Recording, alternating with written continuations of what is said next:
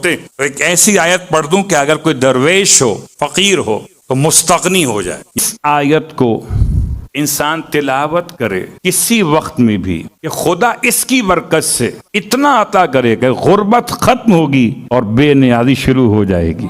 مومن کی پہچان یہی ہے۔ نیت کے اعتبار سے آج کی حد تک بات کو روکتے تو ایک ایسی آیت پڑھ دوں کہ اگر کوئی درویش ہو، فقیر ہو تو مستغنی ہو جائے۔ اصلاً یہ موضوع ہے ثروت کے بعد، کہ دیکھو کہ تم ثروت آنے کے بعد، اختیار ملنے کے بعد اپنے غریب عزیزوں کو یاد رکھتے ہو کہ بھول جاتے ہو۔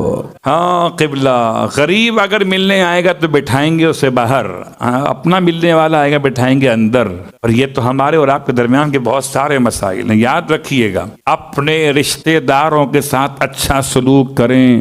اچھا، لوگوں نے ایک اور بھی راستہ اختیار کیا ہے کہ وہ چاہتے ہیں کہ اپنے واجبات کو ادا کریں اور رشتہ داری نبھا لیں۔ اپنا خمس نکال کے اپنے عزیز کو دے دیں، اپنا فطرہ نکال کے، اپنا صدقہ نکال کے اپنے عزیز کو دے دیں۔ ٹھیک ہے، شرعی مسائل تو مولانا بیان کر رہے ہیں، میں بیان نہیں کر رہا ہوں۔ اتنی بات یاد رکھیں، انما الاعمال بالنیات۔ یہ سارا مسئلہ گڑبڑ جو ہے نیتوں کا ہے۔ ادھر آپ نے نیت بدلی، ادھر نماز ادھر گئی، نہ سدھر گئی نہ ادھر گئی، ادھر گئی۔ اگر نیت بدل دی آپ نے تو اسی نیت کے اعتبار سے آج کی حد تک بات کو روکتے تو ایک ایسی آیت پڑھ دوں کہ اگر کوئی درویش ہو، فقیر ہو تو مستغنی ہو جائے۔ یعنی مستغنی یعنی غنی سے بھی بلند ہو جائے، وہ غنی کا بھی محتاج نہ رہے۔ صلوات پڑھیں محمد و آل محمد۔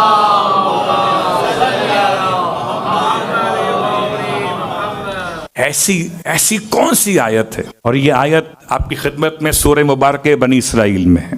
سورہ مبارکہ بنی اسرائیل کی آیات کی تعداد کل 111 ہے، اور آخری آیت یعنی 111 نمبر کی آیت ہے۔ اگر اس آیت کو انسان تلاوت کرے کسی وقت میں بھی، قل اتخذ اللہ، حبیب کہیے اپنے رب کی شان کو بیان کرتے ہوئے، خدا کی حمد کے ساتھ کہ لم یتخذ ولدا ولم یکن لہ شریک فی الملک ولم یکن لہ ولی من الذل وکبرہ تکبیرا۔ اس کے بعد درود نہیں پڑھا جاتا، تکبیر کہی جاتی ہے۔ اور یہ حکم ہے، جب آپ یہ سنیں کسی بھی دعا کے اندر، کسی بھی آیت کی تلاوت کے درمیان، تو اس کے بعد تکبیر، وکبرہ تکبیرا، اور وہ اللہ کی بڑائی کو ایسے بیان کرتے ہیں جیسے بیان کرنے کا حق ہے۔ اس کے بعد اللہ اکبر کہی۔ اگر یہ آیت تلاوت کی جائے، سورہ مبارکہ بنی اسرائیل کی آیت نمبر 111، اس کے بعد تکبیر پڑھی جائے، تو عارفین کہتے ہیں کہ خدا اس کی برکت سے اتنا عطا کرے کہ غربت ختم ہوگی اور بے نیازی شروع ہو جائے گی۔ اللہ اکبر۔ اور کمال یہ ہے کہ اس میں کوئی فیگر نہیں ہے کہ 100 مرتبہ پڑھو یا 1000 مرتبہ پڑھو، مگر ہمارے یہاں تو جب تک آپ کو بتائیں نہیں تب تک آپ کا اطمینان نہیں ہوتا۔ تو یا تو اتنا پڑھ لیجئے جتنی پریشانی ہے، اور اگر اس کا فیصلہ آپ نہ کر سکیں تو جو نمبر آیت کا ہے، تو آیت نمبر 110 اگر ملا کے پڑھ لی جائے تو 2 معصومین کی روایت ہے، رسول خدا کی، مولا کائنات کی، کہ پھر رات کو سونے سے پہلے پڑھ لو تو کبھی بھی تمہارا سامان چوری نہیں ہوگا۔ یعنی اگر سیکیورٹی کے مسائل ہو، پیسہ رکھا ہو، موبائل چھپایا ہو بچوں سے، نیا لے کر آئے تھے، مثال دے رہا ہوں، یا اور الی آخر جو چھپا کر رکھا ہو اور چاہتے ہو کوئی نکال نہ لے، تو یہ 2 آیتیں پڑھ کے سو جائیے۔ 2 معصومین کی سند ہے، رسول خدا، مولا کائنات، آیت نمبر 110 اور 111۔ تو یاد رکھیے۔ اس کے ساتھ ساتھ ایک اور آپ کی خدمت میں مکمل کر دوں کہ نجف کے طالب علم تھے، یہ بہت زیادہ پریشان تھے۔ اخوان محمد صادق، انہوں نے توسل کیا مولا کائنات کے حرم میں، روئے پیٹے مولا کی بارگاہ میں، اپنے قیام گاہ پر گئے تو حالت خواب میں ایک صحرا کو دیکھا، اور صحرا میں خیمہ دیکھا بڑا لگا ہوا۔ جب خیمے کے اندر گئے تو امام زمانہ علیہ السلام موجود تھے اندر۔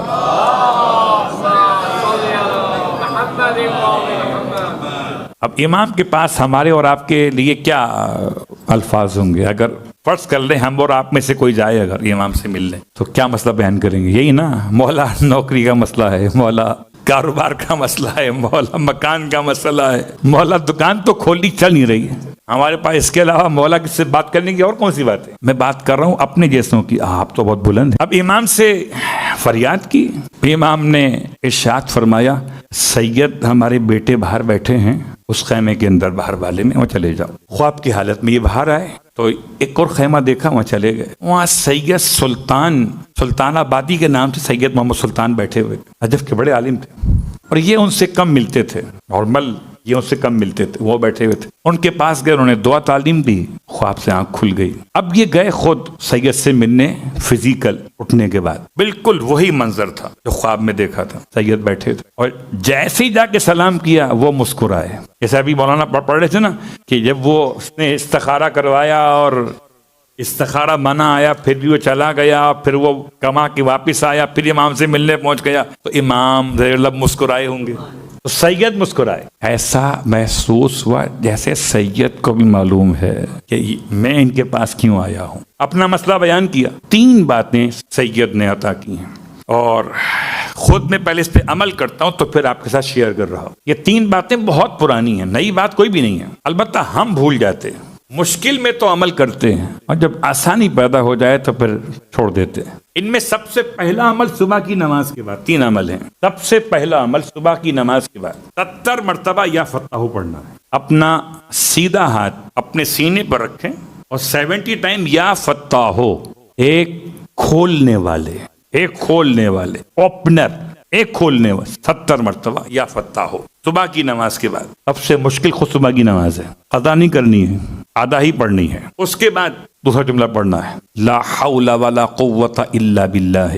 ایک توکلت علی الحی الذی لا یموت لم یتخذ ولدا ولم یکن له شریک فی الملک ولم یکن له ولی من الذل وکبرہ تکبیرا. اسی آیت کو لیا آخر میں یہاں پر، اس سے پہلے لا حول ولا قوت الا باللہ اور توکلت علی الحی الذی لا یموت. اور اس کے بعد باقی پوری آیت سورہ مبارکہ بنی اسرائیل آیت نمبر 111 صرف ایک لفظ قل نکالنے. ٹھیک، میں حوالہ دیتا ہوں تو آپ کو ہی مل جائے. اس کے بعد تیسرا جملہ شیخ ابن فہد ہلی نے اپنی کتاب عدت الدائی میں ایک صبح کی نماز کے بعد تعقیبات لکھی ہے. بسم اللہ و صلی اللہ علی محمد وعلیہ وافوض امری الی اللہ ان اللہ بصیر بالعباد فوقاہ اللہ سیئات ما مکروا لا الہ الا انت سبحانک انی کنت من الظالمین فاستجبنا لہ ونجیناہ من الغم وکذالک ننجی المؤمنین حسبنا اللہ ونعم الوکیل الی آخر. پوری پڑھوں گا تو بہت ٹائم لگ جائے گا. اس کے ایک ایک لفظ پہ غور کیجئے. حسبی من ہوا حسبی، حسبی من لم یزل حسبی، حسبی من کانا مذکن تو لم یزل حسبی، حسبی اللہ لا الہ الا هو علیہ توکلت وہو رب العرش العظیم. کہاں ملیں گے سب؟ یہ تینوں ملیں گے آپ کو کتاب مفاتیح الجنان. کہاں؟ ایڈریس کیا ہے؟ مفاتیح الجنان میں صبح کی تعقیبات میں، نماز فجر کے بعد کی تعقیبات میں ملیں گے آپ کو. تینوں چیزیں لائن سے ملیں گی. ترتیب یاد رکھیے گا. پہلے 70 مرتبہ یا فتح ہو، اس کے بعد لا حول ولا قوت الا باللہ توکلت علی الحی الذی لا یموت والحمد للہ الذی لم یتخذ ولدا الی آخر. اس کے بعد پھر وہ دعا جو طویل دعا ہے، اور اگر سمجھ کے پڑھیں